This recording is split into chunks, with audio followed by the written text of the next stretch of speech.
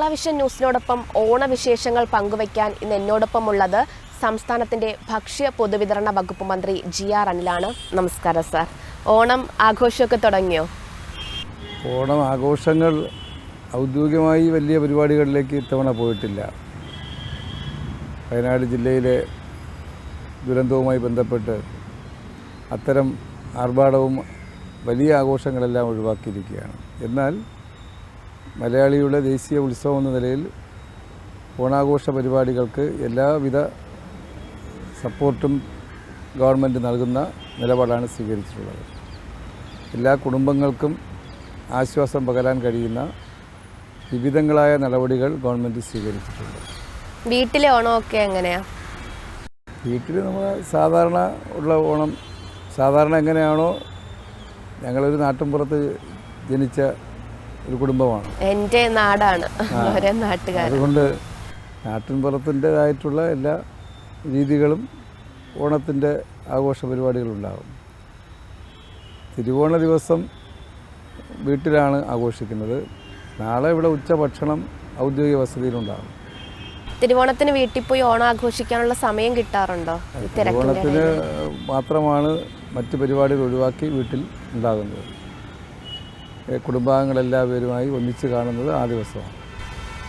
ഇത്തവണ നമ്മൾ വലിയ ഒരു ദുരന്തത്തിൻ്റെ നടുവിലാണ് ഈ ഓണമൊക്കെ ആഘോഷിക്കുന്നത്. അപ്പോൾ വയനാട്ടിലെ ജനങ്ങളുടെ നമ്മുടെ പൊതുവിതരണ വകുപ്പ് മന്ത്രി ആയ നിലയ്ക്ക് എന്തൊക്കെ സൗകര്യങ്ങളാണ് അവർക്ക് ഒരുക്കി നൽകിയിട്ടുള്ളത്? വയനാട് ജില്ല ഒട്ടാകെ പ്രശ്നങ്ങളൊന്നുമില്ല. നല്ല തോതിൽ ടൂറിസ്റ്റുകൾ വരേണ്ടുന്ന സന്ദേശമാണ് നമ്മൾ കൊടുക്കേണ്ടത്. എന്നാൽ ദുരന്തബാധിത പ്രദേശം 2 റേഷൻ കടയുടെ പരിധിയിൽ വരുന്നതാണ്, 44, 46. ഈ 2 കടകളിൽ നിന്നും റേഷൻ വാങ്ങുന്ന എല്ലാ കുടുംബങ്ങൾക്കും ഗവൺമെൻറ് സൗജന്യമായി ഓണക്കിറ്റ് തവണ കൊടുക്കുകയാണ്. അതുപോലെ അവർക്ക് ഭക്ഷ്യധാന്യം സൗജന്യമായി കൊടുക്കുന്ന നിലപാടാണ് സ്വീകരിച്ചിട്ടുള്ളത്. പൊതുവിൽ കേരളത്തിലെ ദരിദ്രരായിട്ടുള്ള കുടുംബങ്ങൾ, സാമൂഹ്യ പിന്നോക്കാവസ്ഥ നിൽക്കുന്ന പ്രദേശങ്ങളുണ്ടല്ലോ, ആദിവാസി ഊരുകൾ, അതുപോലെ ദരിദ്ര ജനവിഭാഗങ്ങളായിട്ടുള്ള 6 ലക്ഷത്തോളം കാർഡുകാർക്ക് സൗജന്യ കിറ്റ് ഗവൺമെൻറ് കൊടുക്കുന്നുണ്ട്. കൂടാതെ ക്ഷേമസ്ഥാപനങ്ങൾ, അഗതി മന്ദിരങ്ങൾ, അനാഥാലയങ്ങൾ, ഇത്തരത്തിലുള്ള സ്ഥാപനങ്ങളിലെ അന്തേവാസികൾക്ക് അവർക്കും ഓണക്കിറ്റ് തവണ എത്തിച്ചിട്ടുണ്ട്. കേരളം ഒട്ടാകെ എല്ലാ കുടുംബങ്ങൾക്കും ഭക്ഷ്യധാന്യം ഉറപ്പുവരുത്താനുള്ള നടപടികൾ പൊതുവിതരണ കേന്ദ്രങ്ങളിലൂടെ ഉറപ്പാക്കിയിട്ടുണ്ട്. എന്ന് മാത്രമല്ല, സാധാരണ വ്യത്യസ്തമായി ഇത്തവണ വെള്ള നീല കാർഡുകൾ 52 ലക്ഷം കുടുംബങ്ങൾ വരും. താരതമ്യേന മെച്ചപ്പെട്ട കുടുംബങ്ങളായിട്ടാണ് നമ്മൾ കാണുന്നത്. ആ കുടുംബങ്ങൾക്കടക്കം 10 കിലോ ചമ്പാവരി അവർ ഓണത്തിന് വേണ്ടി ഉപയോഗമുള്ള അരി പ്രത്യേകമായി ഇത്തവണ 10 രൂപ 90 പൈസയ്ക്ക് റേഷൻ കടകളിലൂടെ കൊടുക്കുകയുണ്ടായി. പൊതുമാർക്കറ്റിലേക്ക് എത്തുന്ന ജനങ്ങൾക്ക് വലിയ ആശ്വാസം പകരുന്ന തരത്തിലേക്ക് സപ്ലൈകോ ഔട്ട്ലെറ്റുകളെല്ലാം സുഭിക്ഷമായി സാധനങ്ങൾ ലഭ്യമാകുന്ന തരത്തിലേക്ക് മാറിയിട്ടുണ്ട്. എല്ലാ ഔട്ട്ലെറ്റുകളിലും നല്ല തിരക്ക് ഇത്തവണ ഉണ്ടായിട്ടുണ്ട്. കൺസ്യൂമർ ഫെഡിൻ്റെയും ഓണച്ചന്തകളായിട്ടുള്ള കൃഷി വകുപ്പിൻ്റെയും സഹകരണ സ്ഥാപനങ്ങളുടെ മറ്റ് ചന്തകളിലുമെല്ലാം ഒരു കാലത്തും ഇല്ലാത്ത തരത്തിലുള്ള തിരക്കാണ് കാണാൻ കഴിയുന്നത്. അത് കാണിക്കുന്നത് നല്ല ഉൽപ്പന്നങ്ങൾ, ക്വാളിറ്റിയുള്ള ഉൽപ്പന്നങ്ങൾ ന്യായവിലയ്ക്ക് ജനങ്ങൾക്ക് ലഭിക്കുന്നു എന്നുള്ളതാണ് കാണിക്കുന്നത്. ഈ ജനങ്ങളോട് ഏറ്റവും അടുത്ത് നിൽക്കുന്ന ഒരു വകുപ്പ് കൂടിയാണ്. അത് കൈകാര്യം ചെയ്യുന്ന സമയത്ത് ഒത്തിരി പ്രതിസന്ധി ഘട്ടങ്ങളെയും തരണം ചെയ്യേണ്ടി വന്നിട്ടുണ്ട്. ഈ ഒരു സമയത്ത് എത്തി നിൽക്കുമ്പോൾ എന്തൊക്കെയാണ് ആ ഒരു വകുപ്പിൽ ഇനി ചെയ്യാനുള്ളതെന്ന് തോന്നുന്നത്? സർക്കാരിൻ്റെ സാമ്പത്തിക പ്രതിസന്ധി കേരളത്തിലെ സർക്കാർ ഉണ്ടാക്കിയതല്ല. കേന്ദ്ര ഗവൺമെൻറ് നൽകാനുള്ള വിഹിതം നൽകുന്ന കാര്യത്തിൽ വലിയ കുറവാണ് കഴിഞ്ഞ വർഷങ്ങളുണ്ടായിട്ടുള്ളത്. ആ പ്രതിസന്ധി ഇല്ലായിരുന്നുവെങ്കിൽ ഗവൺമെൻറ്റിൻ്റെ ആഗ്രഹത്തിനനുസരിച്ച് കൂടുതൽ ജനങ്ങൾക്ക് ഗുണകരമാകുന്ന നിരവധി പദ്ധതികൾക്ക് രൂപം കൊടുക്കാൻ കഴിയുമായിരുന്നു. എങ്കിലും പൊതുവിതരണ രംഗത്ത് നിരവധിയായിട്ടുള്ള പുതുമയാർന്ന പദ്ധതികൾ, റേഷൻ ഷോപ്പുകൾ തന്നെ മോഡേണൈസ് ചെയ്യാൻ, ആധുനിക രീതിയിലുള്ള എല്ലാ സേവനങ്ങളും എല്ലാ ഉൽപ്പന്നങ്ങളും ലഭ്യമാകുന്ന കേന്ദ്രമാകാൻ അതിനുള്ള നടപടി സ്വീകരിച്ചിട്ടുണ്ട്. അതുപോലെ പൂർണ്ണമായിട്ടും ഈ സേവന സൗകര്യങ്ങളിലേക്ക് ഈ വകുപ്പിനെ മാറ്റിയിട്ടുണ്ട്. അതുപോലെ തന്നെ എല്ലാ അപേക്ഷകളും തീർപ്പ് കൽപ്പിക്കാനുള്ള നടപടികൾ ഊർജിതമാക്കിയിട്ടുണ്ട്. ഇങ്ങനെ ജനസൗഹൃദമാകുന്ന തരത്തിലേക്കുള്ള ജനങ്ങൾ നേരിട്ട് ഇടപെടുന്ന ഒരു പ്രസ്ഥാനമെന്ന നിലയിൽ, ഒരു വകുപ്പെന്ന നിലയിൽ പരമാവധി മെച്ചപ്പെടുത്താനുള്ള നടപടിയാണ് സ്വീകരിച്ചിട്ടുള്ളത്. അതോടൊപ്പം തന്നെ നമ്മുടെ സപ്ലൈകോ ഔട്ട്ലെറ്റുകൾ ഈ പ്രതിസന്ധി എല്ലാം ഉണ്ടായപ്പോഴും ഔട്ട്ലെറ്റുകൾ പൂട്ടാതെ കൂടുതൽ ഔട്ട്ലെറ്റുകൾ 100-ലധികം ഔട്ട്ലെറ്റുകൾ പുതിയതായി തുറന്നുകൊണ്ടും ആ നിലയിൽ ജനങ്ങളുടെ അടുത്തേക്ക് കൂടുതൽ സാധനങ്ങൾ, ഉൽപ്പന്നങ്ങൾ എത്താനുള്ള നടപടിയാണ് സ്വീകരിച്ചിട്ടുള്ളത്. ഇനി ഭാവിയിൽ കൂടുതൽ ജനങ്ങൾക്ക് ആശ്വാസം പകരുന്ന പദ്ധതികൾക്ക് രൂപം കൊടുക്കാനാണ് ഗവൺമെൻറ് ഉദ്ദേശിക്കുന്നത്. താങ്കൾ മന്ത്രിയായ സമയത്തായിരുന്നു കോവിഡൊക്കെ വലിയ രീതിയിലൊരു പ്രതിസന്ധിയായിട്ട് നിലനിന്നിരുന്നത്. അപ്പോൾ കോവിഡ് മുമ്പും കോവിഡിന് ശേഷവും ഈ ഭക്ഷ്യ പൊതുവിതരണ മേഖലയിൽ വന്നിട്ടുള്ള മാറ്റങ്ങൾ എന്തൊക്കെയാണ്? വലിയ രീതിയിലുള്ള മാറ്റങ്ങൾ ഉണ്ടായിട്ടുണ്ടോ? കോവിഡ് കാലത്ത് രാജ്യത്തോ ലോകത്തോ ഒരു ഗവൺമെൻറ്റും ചെയ്യാത്ത അത്ര ജനസൗഹൃദ നിലപാടാണ് കേരളം സ്വീകരിച്ചത്. കേരളത്തിലെ മുഴുവൻ ആളുകൾക്കും ഭക്ഷ്യക്കിറ്റ് കൊടുക്കാൻ 14 ഭക്ഷ്യക്കിറ്റ് ഏകദേശം 6000 കോടിയോളം രൂപ ഗവൺമെൻറ് അതിനുവേണ്ടി മാറ്റിവെച്ചു. അപ്പം ഭക്ഷണം ഉറപ്പാക്കാനും വിശപ്പ് രഹിത കേരളമായി കേരളത്തെ നിലനിർത്താനുമുള്ള വലിയ പരിശ്രമമാണ് കോവിഡിന് മുൻപും കോവിഡിന് ശേഷവും ഗവൺമെൻറ് സ്വീകരിച്ചിട്ടുള്ളത്. അതിനനുസൃതമായിട്ടുള്ള എല്ലാ നടപടികളും ഗവൺമെൻറ് കൈക്കൊണ്ടിട്ടുണ്ട്. ഏതൊരാളിനും വിശക്കുന്നെങ്കിൽ ന്യായവിലയ്ക്ക്, മിതമായ വിലയ്ക്ക്, 20 രൂപയ്ക്ക് താഴെയുള്ള വിലയ്ക്ക് ഉച്ചഭക്ഷണം കഴിക്കാനുള്ള സൗകര്യം കേരളത്തിൽ വ്യാപകമായി ഒരുക്കുകയുണ്ടായി. ഒരാളിനെയും പട്ടിണി കിടക്കാതെ ചേർത്ത് നിർത്തുന്ന, സംരക്ഷിക്കുന്ന നിലപാടാണ് കേരളത്തിലെ ഗവൺമെൻറ് സ്വീകരിച്ചത്. ഈ കിറ്റ് വിതരണം സാമ്പത്തികമായിട്ട് സർക്കാരിനെ പ്രതിരോധത്തിലാക്കി എന്ന് തോന്നുന്നുണ്ടോ? കിറ്റ് വിതരണം സാമ്പത്തികമായി പ്രതിരോധത്തിലാക്കിയിട്ടില്ല. കേരളത്തിൻ്റെ പൊതു പദ്ധതികൾ നടത്താൻ കഴിയാത്ത തരത്തിലുള്ള സാമ്പത്തിക ഉപരോധം എന്ന് വേണമെങ്കിൽ പറയാവുന്ന നിലപാടാണ് കേന്ദ്രം സ്വീകരിച്ചിട്ടുള്ളത്. അത് കുറേശ്ശെ മാറി വരുന്നുവെന്നാണ് നമ്മൾ മനസ്സിലാക്കുന്നത്. എന്നാൽ അതൊന്നും തന്നെ കേരളത്തിലെ സാമാന്യ ജനങ്ങളെ, സാധാരണക്കാരെ ബാധിക്കാത്ത തരത്തിലുള്ള സംരക്ഷണ പദ്ധതികളാണ് ഗവൺമെൻറ് ക്ഷേമപ്രവർത്തനങ്ങളിലൂടെ യാഥാർത്ഥ്യമാക്കിയിട്ടുള്ളത്. അതുപോലെ അതിദരിദ്രരെ സംസ്ഥാനത്ത് നിന്ന് ഇല്ലാതാക്കുന്നതിനൊരു പദ്ധതി സർക്കാർ നടത്തുന്നുണ്ട്. നമുക്ക് എന്നത്തേക്ക് അത് പൂർണ്ണതയിൽ എത്തിക്കാൻ കഴിയും? ഗവൺമെൻറ് ചുമതലയെടുത്തപ്പോൾ ആദ്യം ആലോചിച്ചത് അതിദരിദ്ര ജനവിഭാഗങ്ങളെ കണ്ടെത്താനാണ്. നമ്മുടെ നഗരപ്രദേശങ്ങൾ പലയിടത്തും കുടിൽ കെട്ടി താമസിക്കുന്ന, അലഞ്ഞു തിരിഞ്ഞ് നടക്കുന്ന അത്തരം ആളുകൾ ഔദ്യോഗികമായി ഗവൺമെൻറ്റിൻ്റെ പല രേഖകളിലും കാണാറില്ല. അത്തരം ആളുകളെ പരിപൂർണമായും സർവേയിലൂടെ കണ്ടെത്തി 64,008 കുടുംബങ്ങളും വ്യക്തികളും അത്തരത്തിൽ കാണാൻ കഴിഞ്ഞു. അതിലെ അവരുടെ ക്ലേശ ഘടകങ്ങൾ എന്തൊക്കെയാണെന്ന് മനസ്സിലാക്കിക്കൊണ്ട് ഒന്നൊന്നായി അത് പരിഹരിക്കാനുള്ള നടപടിയാണ് ഗവൺമെൻറ് സ്വീകരിച്ചത്. അതിലേറ്റവും പ്രാഥമികമായിട്ടുള്ളത് ഭക്ഷ്യധാന്യം അവർക്ക് ഉറപ്പുവരുത്തുക, ആരോഗ്യ ഇൻഷുറൻസ് ഉറപ്പുവരുത്തുക. ഇതെല്ലാം തന്നെ കഴിഞ്ഞ വർഷം തന്നെ സമ്പൂർണ്ണമായി യാഥാർത്ഥ്യമാക്കി. ഈ വരുന്ന ഡിസംബർ 2025 നവംബർ 1 കേരളപ്പിറവി ദിനത്തിൽ അതിദരിദ്രരില്ലാത്ത നാടായി കേരളത്തെ മാറ്റിയെടുക്കണമെന്നാണ് ഗവൺമെൻറ് ലക്ഷ്യമിടുന്നത്. നമ്മുടെ ഏറ്റവും താഴ്ന്ന റേഷൻ കാർഡുകളിൽ തന്നെ അനർഹർ കയറി കൂടിയിട്ടുണ്ടെന്ന രീതിയിലുള്ള വിമർശനങ്ങളൊക്കെ നേരിടേണ്ടി വന്നിട്ടുണ്ടായിരുന്നു. അതുമായി ബന്ധപ്പെട്ടുള്ള നടപടികളൊക്കെ അത് കഴിഞ്ഞ തെരഞ്ഞെടുപ്പ് നാളുകളിലെ ഒരു പ്രധാന വിഷയമാണ്. ഇത് ഈ അർഹരായി കണ്ടെത്തുന്ന ആ സർവേ നടത്തി ലിസ്റ്റുണ്ടാക്കിയത് AAY, PHH കാർഡ് ഇങ്ങനെയുള്ള കാർഡുകളുടെ ലിസ്റ്റുണ്ടാക്കിയത് ഞങ്ങളുടെ ഗവൺമെൻറ്റല്ല, കഴിഞ്ഞ ഗവൺമെൻറ്റുമല്ല, അതിന് മുന്നേ ഉള്ള ഗവൺമെൻറ്റാണ്. അപ്പോൾ അതുകൊണ്ട് തന്നെ പല രൂപത്തിലുള്ള അനർഹർ അതിനകത്ത് കടന്നുകൂടി എന്ന വിമർശനം വ്യാപകമായി ഉണ്ടായി. അത് പരിഗണിച്ചുകൊണ്ട് തന്നെ ഇത്തവണ ഗവൺമെൻറ് അനർഹരായി കടന്നുകൂടിയവർക്ക് സ്വയം പിന്മാറാനുള്ള അവസരം കൊടുക്കും. 2 ലക്ഷത്തോളം കുടുംബങ്ങൾ അങ്ങനെ പിന്മാറി.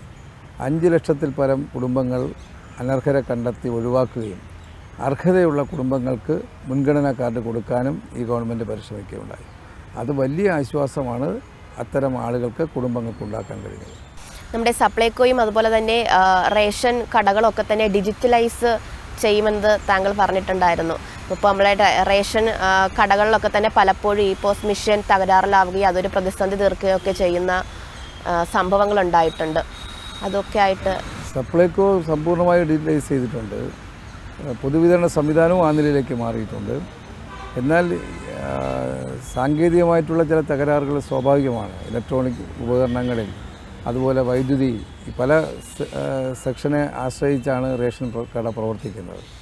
ആധാർ സംവിധാനങ്ങളുമായി ബന്ധിപ്പിച്ചാണ്, അതുപോലെ വൈദ്യുതിയുടെ പല പല മേഖലകളിലൂടെ ആ സിസ്റ്റത്തിലൂടെയാണ് സിവിൽ സപ്ലൈസ് വകുപ്പിൻ്റെ ഔട്ട്ലെറ്റുകൾ, റേഷൻ ഷോപ്പുകൾ പ്രവർത്തിക്കുന്നത്. അപ്പം സ്വാഭാവികമായിട്ടും അതിൽ ഏതെങ്കിലും ഒന്നിൽ തകരാറ് വന്നാൽ കുറച്ച് പ്രയാസങ്ങളുണ്ടാകും. പക്ഷേ അങ്ങനെയാണെങ്കിൽ തന്നെ അത് അടിയന്തരമായി പരിഹരിക്കാനും ഈ അടുത്ത നാളിൽ അത്തരം തകരാറുകൾ വന്നിട്ടില്ല. അത് കൂടുതൽ മെച്ചപ്പെടുത്താനുള്ള ചർച്ചകളിലൂടെ പരിഹരിക്കാൻ കഴിയുന്ന നിലപാടാണ് സ്വീകരിച്ചത്. വലിയ രീതിയിലുള്ള വിമർശനങ്ങൾ നേരിടേണ്ടി വരുമ്പോഴും എങ്ങനെയാണ് അതിനെയൊക്കെ തരണം ചെയ്യുന്നത്? ഈ വീട്ടിലൊക്കെ ഇത്തരത്തിലുള്ള വിമർശനങ്ങൾ നേരിടേണ്ടി വരുമ്പോൾ എന്താണ് അഭിപ്രായം? പ്രത്യേകിച്ച് താങ്കൾ ആദ്യമായിട്ട് MLA ആയി അവിടെ നിന്ന് മന്ത്രിയായി വരുന്നു. നമ്മൾ ചെയ്യുന്നത് സത്യസന്ധമായിട്ടുള്ള പ്രവർത്തനമാണ്.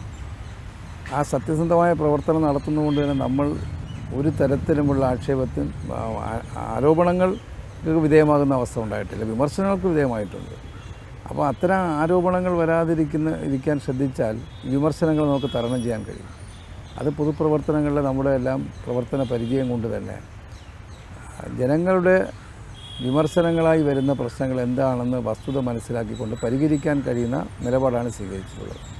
രാഷ്ട്രീയമായിട്ടുള്ള ആക്ഷേപങ്ങളും അത്തരം വിഷയങ്ങൾ ഉന്നയിക്കുന്നവർക്ക് അത്തരം വിഷയങ്ങൾ ഉന്നയിക്കുന്നതായിട്ട് മാത്രമേ ഞങ്ങൾ കാണുന്നുള്ളൂ.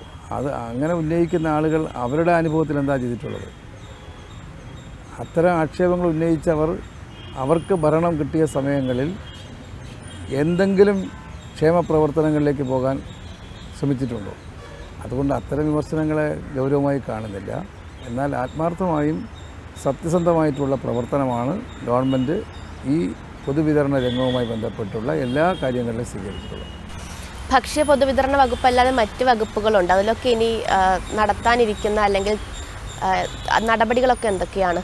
ലീഗൽ മെട്രോളജി വകുപ്പ് ഫലപ്രദമായി മാർക്കറ്റിലെ അളവ് തൂക്ക വിഷയങ്ങൾ ഇടപെടുന്നുണ്ട്. അതുപോലെ കൺസ്യൂമർ അഫയേഴ്സ് എന്നുള്ള ആ മേഖല കൂടുതൽ ജനങ്ങളെ ബോധവാന്മാരാക്കാനുള്ള പരിശ്രമം നടക്കുന്നുണ്ട്. അതിനനുസരിച്ച് കൺസ്യൂമർ കോർട്ടുകളിൽ കൂടുതൽ വിഷയങ്ങൾ വരുന്നത് നമുക്ക് കാണാൻ കഴിയും. അതിലെല്ലാം തന്നെ സമയബന്ധിതമായി പരിഹാരം ഉണ്ടാക്കാനുള്ള പരിശ്രമമാണ് നടക്കുന്നത്. എല്ലാ വകുപ്പുകളെയും കൂടുതൽ മെച്ചപ്പെടുത്താനും ജനങ്ങൾക്ക് പ്രയോജനകരമാക്കാനുമുള്ള പരിശ്രമമാണ് ഈ 3.5 വർഷം നടത്തിയിട്ടുള്ളത്. മറ്റൊരു ചോദ്യം, ഒരു രാഷ്ട്രീയക്കാരൻ എന്ന നിലയ്ക്ക് അല്ലെങ്കിൽ ഒരു പ്രസ്ഥാനത്തെ വിശ്വസിക്കുന്ന ഒരാളെന്ന നിലയ്ക്ക് സ്വന്തം അഭിപ്രായങ്ങളിൽ നിന്ന് വിരുദ്ധമായിട്ട് പാർട്ടി ഒരു തീരുമാനം എടുക്കുമ്പോൾ അതിനോട് യോജിച്ച് പോകേണ്ടതായിട്ട് വന്നിട്ടുണ്ട് എപ്പോഴെങ്കിലും? അതെ, ജനാധിപത്യ സംവിധാനത്തിൽ ഭൂരിപക്ഷത്തിൻ്റെ നിലപാടാണ് തീരുമാനമാകേണ്ടത്. നമുക്ക് വ്യത്യസ്തമായിട്ടുള്ള അഭിപ്രായം ഉണ്ടെങ്കിലും ഭൂരിപക്ഷം ആളുകൾ, കൂടെയുള്ള ആളുകൾ ചിന്തിക്കുന്നതിനെ അനുകൂലിക്കേണ്ടി വരും. അത് ശരിയാണെന്ന് ബോധ്യപ്പെട്ടാൽ നമുക്ക് അനുകൂലിച്ച് മുന്നോട്ട് പോകേണ്ടി വരും. അതാണ് നമ്മളെ രാഷ്ട്രീയ സംഘടനാ രീതി. അതുകൊണ്ടാണ് നമ്മൾ ഓണവിശേഷങ്ങളിലേക്ക് വന്നാൽ ഇനി എന്തൊക്കെയാണ് ഇപ്പോൾ പൊതുവിപണിയിൽ ജനങ്ങൾക്ക് വേണ്ടി നൽകിയിട്ടുള്ള ഓണം? പൊതുവിപണിയിൽ കഴിഞ്ഞ ഒരാഴ്ചയിലധികമായി നിരവധി പ്രത്യേക ചന്തകൾ ആരംഭിക്കാൻ കഴിഞ്ഞിട്ടുണ്ട്. നിലവിലുള്ള ഔട്ട്ലെറ്റുകൾക്ക് പുറമെ എല്ലാ ജില്ലാ കേന്ദ്രങ്ങളിലും താലൂക്ക് മണ്ഡലം കേന്ദ്രങ്ങളിലും പുതിയ ചന്തകൾ ആരംഭിച്ചിട്ടുണ്ട്. ആ ചന്തകളിൽ ഉൽപ്പന്നങ്ങൾ കുറവില്ലാതെ എത്തിക്കാനുള്ള പരിശ്രമമാണ് നടത്തിയിരുന്നത്. ഇതുവരെ ഒരു വീഴ്ചയും ഉണ്ടായിട്ടില്ല. ഇന്നും നാളത്തെ ദിവസം ജനങ്ങൾക്ക് പൂർണ്ണമായും സാധന ലഭ്യത ഉറപ്പുവരുത്താനുള്ള നടപടിയിലാണ് വകുപ്പും അതിൻ്റെ ഉദ്യോഗസ്ഥന്മാരും നിൽക്കുന്നത്. മറ്റ് നമ്മുടെ അതായത് ഈ കഴിഞ്ഞ കുറച്ച് പ്രതിസന്ധി നേരിടേണ്ടി വന്നിട്ടുണ്ട് സപ്ലൈകോയിലടക്കം. അതൊക്കെ തന്നെ നമുക്ക് പരിഹരിക്കുന്നതിന് വേണ്ടിയുള്ളൊരു അതെല്ലാം നന്നായി പരിഹരിച്ചിട്ടുണ്ട്. 2 കോടി രൂപയിലേക്ക് ഒരു ദിവസത്തെ ബിസിനസ് താഴുന്ന അവസ്ഥയാണ് ഉണ്ടായത്. എന്നാൽ ഇത്തവണ 12, 13, 14 കോടിയുടെ വിൽപ്പനയിലേക്ക് ഓരോ ദിവസവും മുന്നോട്ട് പോകുന്ന അവസ്ഥയാണ് ഉണ്ടായിട്ടുള്ളത്. അത് നമുക്ക് ജനങ്ങൾക്ക് ഏറെ പ്രയോജനകരമായി എന്നതിൻ്റെ ലക്ഷണമാണ് കാണിക്കുന്നത്. ശരിക്കും ഈ സപ്ലൈകോയൊക്കെ ഒരു പ്രതിസന്ധി ഘട്ടത്തിലേക്ക് പോകുന്നതിനുള്ള കാരണങ്ങൾ എന്തൊക്കെയാണെന്നാണ് മിസ്റ്റർ? സപ്ലൈകോ മാനേജ്മെൻറ്റോ സപ്ലൈകോ ഉണ്ടാക്കിയ പ്രതിസന്ധിയോ സാമ്പത്തിക പ്രയാസങ്ങളോ അല്ല. അതൊരു ലാഭം ഉണ്ടാക്കുന്ന ഒരു കേന്ദ്രമല്ല. എന്നാൽ അതിൻ്റെ സബ്സിഡി നൽകുന്നതിൻ്റെ ബാധ്യത സർക്കാരാണ് ഏറ്റെടുക്കുന്നത്. ആ സർക്കാരിൻ്റെ സാമ്പത്തിക പ്രതിസന്ധി ഉണ്ടായപ്പോൾ സപ്ലൈകോയെയും ക്ഷേമ പ്രവർത്തനങ്ങളെയും നമ്മുടെ വിവിധങ്ങളായ പെൻഷൻ സാമൂഹ്യക്ഷേമ പെൻഷൻ കൊടുക്കുന്ന കാര്യങ്ങളെ അടക്കം ബാധിക്കുന്ന അവസ്ഥ ഉണ്ടായി. അത് ഗവൺമെൻറ് പരിഹരിക്കാനുള്ള നല്ല ഇടപെടലാണ് ഇത്തവണ നടത്തിയത്. അതിലേറ്റവും കേരളത്തിൻ്റെ വികസനക്ഷേമ പ്രവർത്തനങ്ങളിൽ ഏതിനാകണം മുൻഗണന, ആ മുൻഗണന കൊടുക്കേണ്ടതിൽ ഫസ്റ്റ് പ്രയോറിറ്റി പൊതുവിതരണ മാർക്കറ്റ് ഇൻ്റർവെൻഷൻ പ്രവർത്തനങ്ങൾക്കും ക്ഷേമ പ്രവർത്തനങ്ങൾക്കും ആകണമെന്ന് തീരുമാനിച്ചതിൻ്റെ അടിസ്ഥാനത്തിൽ ഗവൺമെൻറ് ഇടപെട്ടു. ചിത്രം മാറി. നമുക്ക് ഓണത്തിന് പരാതിയില്ലാത്ത വിധത്തിൽ ഇത്തരം കാര്യങ്ങൾ നടത്താൻ കഴിയുന്ന സാഹചര്യം ഉണ്ടായി. അവസാനമായിട്ട് നമ്മുടെ പ്രേക്ഷകർക്ക് വേണ്ടി ഒരു ഓണാശംസകൾ. കേരള വിഷൻ്റെ ഓണാഘോഷ പരിപാടികൾ വിവിധ ജനപക്ഷ നിലപാടുകൾ ജനങ്ങളെ അറിയിക്കുന്നത് അടക്കം സംഘടിപ്പിക്കുന്നു എന്നതിൽ വളരെ വളരെ സന്തോഷമാണ് എനിക്ക് ആദ്യം പ്രകടിപ്പിക്കാനുള്ളത്. കേരളത്തിൻ്റെ ദേശീയ ഉത്സവം, മലയാളിയുടെ ദേശീയ ഉത്സവം വിപുലമായും ആഘോഷിക്കുവാനും കുടുംബാംഗങ്ങളുടെ സൗഹൃദം നിലനിർത്താൻ കഴിയുന്ന പരിപാടികളിൽ പങ്കെടുക്കാനും അതോടൊപ്പം തന്നെ നമ്മുടെ പാരമ്പര്യമായി നമ്മൾ കൈവരിച്ച മതേതര ബന്ധങ്ങൾ, മൂല്യങ്ങൾ നിലനിർത്തിക്കൊണ്ട് കൂടുതൽ സാഹോദര്യത്തോടുകൂടി മുന്നോട്ട് പോകാൻ സഹായിക്കുന്ന തരത്തിലേക്കാകട്ടെ ഇത്തവണത്തെ ഓണാഘോഷം എന്നാണ് എനിക്ക് സൂചിപ്പിക്കാനുള്ളത്. എല്ലാ പ്രേക്ഷകർക്കും ആശംസകൾ നേരാൻ ഈ അവസരം വിനിയോഗിച്ചുകൊണ്ട് എൻ്റെ വാക്കുകൾ അവസാനിപ്പിക്കുകയാണ്. ഭക്ഷ്യ പൊതുവിതരണ വകുപ്പിലടക്കം നിരവധി പദ്ധതികളാണ് ഇപ്പോൾ പ്രഖ്യാപിച്ചിട്ടുള്ളത്, നടപ്പാക്കാൻ ആഗ്രഹിക്കുന്നത്. അപ്പോൾ അതിനൊക്കെ തന്നെ ഒരു ആശംസകൾ നേരുന്നു. ഒരിക്കൽ കൂടി ഓണാശംസകൾ നേരുന്നു.